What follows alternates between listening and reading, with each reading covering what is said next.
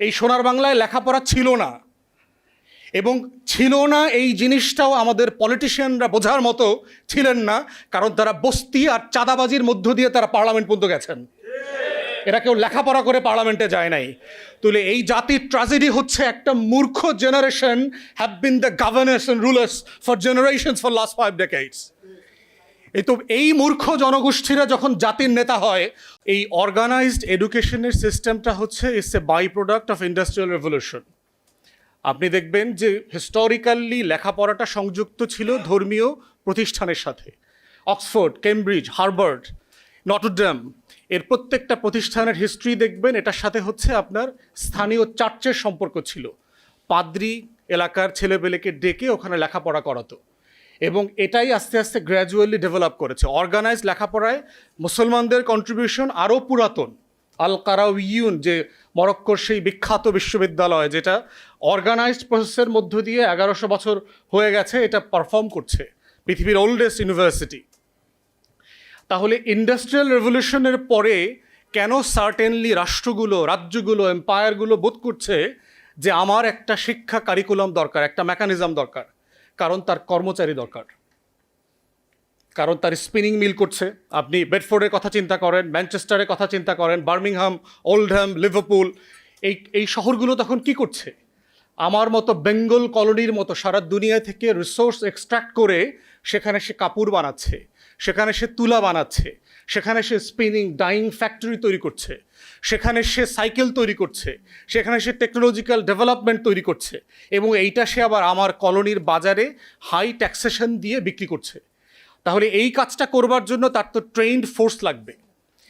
এই ইন্ডাস্ট্রিয়াল, এই শিল্প বিপ্লবের কর্মচারী তৈরি করবার জন্য হচ্ছে তারা অর্গানাইজড লেখাপড়া শুরু করে। এবং এখনও ইংল্যান্ডের অধিকাংশ স্কুলের মালিক হচ্ছে চার্চ অফ ইংল্যান্ড, এখনও অ্যাজ অফ টুডে। কারণ আমি ইংল্যান্ডে মাস্টারি করছি, স্কুলে, কলেজে, আমি সেখানে দেখেছি মানে হিউজ যে কাঠামো আপনার, এবং দেখবেন বড় সকল স্কুল হচ্ছে চার্চের সাথে কানেক্টেড। বড় বড় চার্চের সাথে ওখানকার সবচেয়ে বড় প্রাইভেট স্কুল, গ্রামার স্কুলগুলো সেখানে কানেক্টেড আছে। যদিও আমাদের সুশীল বাঙ্গু এলিটরা শুনলে ওর তো আজকে হার্ট অ্যাটাক হয়ে যাবে, বলে কি ধর্মীয় প্রতিষ্ঠানের সাথে লেখাপড়া, ইমান ইজ্জত কিচ্ছু থাকবে না। তো শুভেন্দু অধিকারী শুধু অসন্তুষ্ট হবে না, বাংলার যে সুশীল শাহবাগী শুভেন্দুরা আছে তারাও কষ্ট পাবে এই কথাগুলো শুনলে। তাহলে সেই জায়গাতে আমাদেরকে আজকে as a nation and country we have to define আমরা আসলে শিক্ষা বলতে আমরা আসলে কি অ্যাচিভ করাতে চাই আমার এই 20 কোটি জনগোষ্ঠী থেকে। আমার এই 20 কোটি জনগোষ্ঠীর জন্য কি দরকার? আমার কয়েকজন ডাক্তার দরকার, আমার কয়েকজন ইঞ্জিনিয়ার দরকার, আমার কয়েকজন অ্যাকাউন্টেন্ট দরকার, আমার কয়েকজন লয়ার দরকার। যেই জিনিসটা ফর্দে কেফায়া আকারে আমরা শরিয়াতে পড়েছি যে কিছু জিনিস আপনার দরকার, সবার জন্য দরকার নাই, সবাইকে সেটা বানাইতে হবে না, আপনার এজ এ নেশন ফাংশন করবার জন্য দরকার। আপনি সেখানে কি করছেন? সোনার বাংলায় প্রত্যেক জেলাতে জেলাতে মেডিকেল কলেজ, প্রত্যেক জেলাতে জেলাতে বিজ্ঞান ও প্রযুক্তি বিশ্ববিদ্যালয় নামে মূর্খ এবং বেকার তৈরি করবার কারখানা বানিয়েছেন, জাতীয় বিশ্ববিদ্যালয় বানিয়েছেন। আপনার ঢাকা বিশ্ববিদ্যালয় থেকে শুরু করে প্রত্যেকটা পাবলিক ইউনিভার্সিটিতে ফিজিক্স আছে, অথচ এই সোনার বাংলায় একজন ফিজিসিস্ট নাই। কেমিস্ট্রি আছে কিন্তু কোনো কেমিস্ট্রি রিসার্চ নাই। আপনার এখানে বায়োলজি আছে, অথচ আমাদের দুনিয়া সেরা কোনো বায়োলজিস্ট নাই।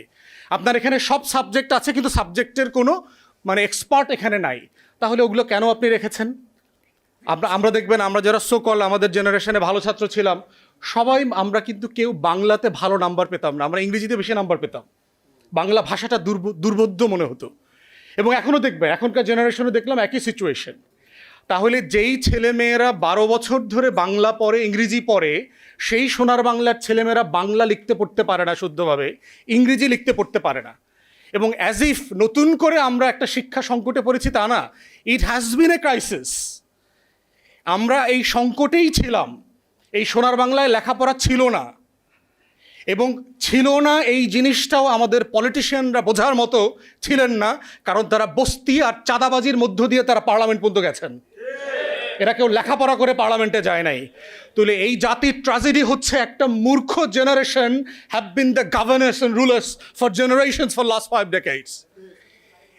এই মূর্খ জনগোষ্ঠীরা যখন জাতির নেতা হয় তখন সে চিন্তা করে ইন্টার পাস, ডিগ্রি পাস কেন, সাইন করতে পারলেই তো হইল। কেন সাইন করতে পারলে হয়? পুরাতন ব্যবস্থায় চলে যান, দাদন সিস্টেমের কথা মাথায় রাখেন। জমির দলিলের মালিকানার কথা চিন্তা করেন, আসলে আপনার কি লাগে? আপনি জমি কিনছেন, বিক্রি করছেন, কতটুকু দরকার? স্বাক্ষর করাটা দরকার। ঋণ নিতে যেতে হয় আপনার বাজারে, বেচা কেনার জন্য যেতে হয়, কি করতে হয়? একটা টিপসই দিতে হয়, স্বাক্ষর দিতে হয়। তাহলে এই যে মূর্খরা আসছে বিভিন্ন জায়গা থেকে, জনপদ থেকে, আমার ঢাকাকে, কেন্দ্রকে গভর্ন করবার জন্য, সে চিন্তা করে দেখেছে কই আমার মা, খালা, চাচি, দাদা, দাদি, হ্যাঁ তো ওই স্বাক্ষর করা ছাড়া আর কোনো কাজ নাই। তাহলে এত লেখাপড়া করতে হবে কেন? ওইটাই শিক্ষিত বলে দেন, আমার 75% শিক্ষিত। তাহলে আপনার 75% শিক্ষিত, তাহলে পিওনের চাকরি করবার জন্য মাস্টার ডিগ্রি পাস লাগতেছে কেন? আগে 8 পাস হলে কনস্টেবল এসআই হইতে পারতো, এখন আপনার ডিগ্রি পাস লাগতেছে কেন? ইন্টার পাস লাগতেছে কেন? তাহলে এই যে টোটাল কাঠামোগত সমস্যা, এইটার সমস্যা আপনি বাজেটের জায়গা থেকে আলোচনা করে সমাধান করতে পারবেন না। রাদার আমি ফিল করতেছি উই হ্যাভ সাফিসিয়েন্ট ফান্ডস। টাকা অ্যাজ অফ টুডে যেটা আছে রাষ্ট্রের, যেটা সে খরচ করছে, এইটা সাফিসিয়েন্ট। আপনার স্কুল কমাইতে হবে, কলেজ কমাইতে হবে, বিশ্ববিদ্যালয় কমাইতে হবে, আপনার এই কাঠামো ভাঙতে হবে। একটা রাষ্ট্র পরিচালনা করবার জন্য এত স্কুল, কলেজ, বিশ্ববিদ্যালয়ের প্রয়োজন নাই। আমি যেহেতু নির্বাচন করেছি, আমি প্রত্যেকটা এলাকাতে যেহেতু এক্সটেন্সিভলি দেখতে হয়েছে, প্রাইমারি স্কুলে 50 জন স্টুডেন্ট আছে এইরকম স্কুল আমি খুব কম পাইছি। 50 জন স্টুডেন্ট আছে, কিন্তু পাশেই দেখবেন নুরানি মাদ্রাসা আছে, ফোরকানিয়া মাদ্রাসা আছে, ওই মাদ্রাসায় 200-250 স্টুডেন্ট আছে। এবং বাবা মারা মনে করে যে আমার ছেলে মেয়েটা স্কুলে পড়ার থেকে ওই নুরানি ফোরকানিয়া মাদ্রাসায় পড়লে ভালো হবে। তাহলে আপনি রাষ্ট্র আকারে এমন একটা এডুকেশন সিস্টেম ডেভেলপ করেছেন যার উপরে আপনার গ্রামীণ জনগোষ্ঠীর প্রতি আস্থা নাই। এবং ওই প্রাইমারি স্কুলগুলোর যারা টিচার, তাদের ছেলেমেয়েরা আবার ব্র্যাকের স্কুলে পড়ে, ইংলিশ মিডিয়াম স্কুলে পড়ে। ট্র্যাজেডিটা খেয়াল করছেন? মানে যে ডাক্তার যে হাসপাতালে আপনাকে চিকিৎসা দেয়, সে মরার সময় কিন্তু ওই হাসপাতালে মরে না, ও সিঙ্গাপুরে গিয়ে মরে। মানে যেই উপদেষ্টা অথবা যেই মন্ত্রী আমাকে আপনাকে বড়ি খাওয়ায়, ট্যাবলেট খাওয়ায়, ও মরার সময় লন্ডনে যাবে। লন্ডনে যাবে তাও ডাক্তারের কাছে না, শপিং মলে যাবে ডাক্তার দেখাইতে। তাহলে এই সোনার বাংলার যে কন্ট্রাডিকশনস, এই কন্ট্রাডিকশন ফিলসফিক্যালি যদি অ্যাড্রেস না করা হয়, এইটা বাজেটের প্রবলেম না। The problem is much deep down in our structural statecraft. এবং সেই জায়গাতেই হচ্ছে আজকে এখানে মাননীয় কয়েকজন সংসদ সদস্য আছেন, তাদেরকে এই জায়গাগুলোকে অ্যাড্রেস করতে হবে যে রাষ্ট্র আকারে ফাংশন করবার জন্য এই কাঠামো ভাঙতে হবে। সাহস করে বলতে হবে যে আমার দেশের অধিকাংশ কলেজ, বিশ্ববিদ্যালয় শাটডাউন করে দিতে হবে, সিম্পলি বন্ধ করে দিতে হবে। কারণ এটার প্রয়োজন নাই, এটার প্রোডাক্টিভিটি নাই। পিওন হবার জন্য লেখাপড়ার প্রয়োজন নাই প্রাইমারি স্কুলের পরে। বিজ্ঞানীরা, গবেষকরা সবাই বলেছে আমরা আমাদের জীবনে যা শিখি এইটা মোস্টলি 14-15 বছর বয়সের ভিতরে শিখে ফেলি।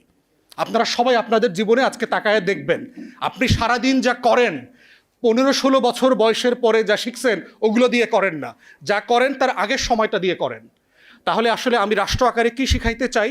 3টা মৌলিক জিনিসকে সামনে রেখে আমার কাঠামো মেরামত করতে হবে। একটা হচ্ছে রাষ্ট্রের এডুকেশনের একটা নলেজ পার্ট থাকতে হবে, যে এই রাষ্ট্র আমাকে আপনার সমাজ, আমার পরিবার, আমার চারপাশ, আমার ইতিহাস, আমার অ্যানথ্রোপোলজি সম্পর্কে আমাকে শিখাবে যে আমি আসলে কে, কোত্থেকে আমার এই জাতিসত্তার বিকাশ হয়েছে, এই নলেজ পার্ট।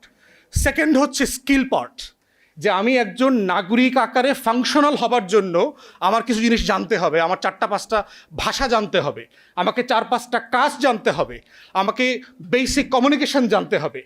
থার্ড হচ্ছে ethics, morality, what can be done and can't be done, legal frame কি, এটার মোরাল ফ্রেমটা কি। এই 3টা মোটা দাগের জিনিস শেখাতে একটা রাষ্ট্রকে 5-7 বছরের বেশি লেখাপড়া করানোর প্রয়োজন নাই। তাহলে এই কাঠামো ভাঙলে আপনার হাতে আরও টাকা আসবে। অতএব সেই বেকার, আপনি শিক্ষিত বেকার বানায় যাকে আপনি এমপ্লয়মেন্ট দিতে পারছেন না, তার জন্য আপনি আরও 2টা বিশ্ববিদ্যালয় করছেন, আপনি তার জন্য ট্রেনিং ইনস্টিটিউট করছেন, আপনি তাকে এমপ্লয়েবল করবার জন্য যুব সংস্থান কর্ম মন্ত্রণালয় থেকে আবার নতুন করে প্রোগ্রাম দিচ্ছেন। তাহলে আপনি এমন একটা ডিফেক্টিভ কাঠামো তৈরি করেছেন যে এই কাঠামোর পিছনে কন্টিনিউয়াসলি আপনাকে কম্পেনসেট করতে হচ্ছে, আপনাকে আরও বেশি খরচ করতে হচ্ছে ওই বেকার ছেলেটাকে তার বেকারত্ব থেকে দূর করবার জন্য। এবং করতে করতে যেটা হচ্ছে, সে এমন একটা বয়সে গিয়ে তার এই বেকারত্বের অভিশাপটা ঘুচে যায়, দেন ইটস টু লেট। সে আর ওই টেকনিক্যাল হ্যান্ড তার মাথায় আর পড়ে না। এই জন্য দেখবেন যে আমাদের চিন্তার কোনো ফ্রেম এই সোনার বাংলায় নাই কোনো। সবাইকে ধন্যবাদ। সালাম আলাইকুম।